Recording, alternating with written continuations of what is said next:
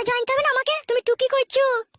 তাহলে ভোদা শোন, তোর কাছে বড়া শুইলে ওই ছায়া ফায়া একটু হাতে করে সরালড়া করলে কেমন একটা মুদ মুদ গন্ধ করে। আমার কাছে শুনলে এতক্ষণ মুদ মুদ গন্ধ করে? আগে করতো না, এই কিছুদিন থেকে গন্ধ করছে। তুই আমার ভাতা না কি আমি কিছু বুঝতে পারি না। তুই যদি আমার ভাতারই হতিল তাহলে তুই কি আর বিয়ে করতিল বল? ওই রকম কথা বলিস না শোনাবো, একটাই তো বিয়ে করেছি বড়া, একটু সহ্য ধৈর্য করে মেনে লে না। হাতটা সরাও গায়ে থেকে। দেখো এরকম করো না গো, তুমি আমার জীবন নিয়ে তো ছিনিমিনি খেলছোই, তার সাথে ওই মেয়েটার জীবন নিয়েও তুমি ছিনিমিনি খেলছো। একটু তুমি নিজের সুখের জন্য কেন এসব করছো বলো? কি গো, তুমি কালকে রাত্রে আমার কাছে শোয়ার সময় তুমি আমাকে কি বললে?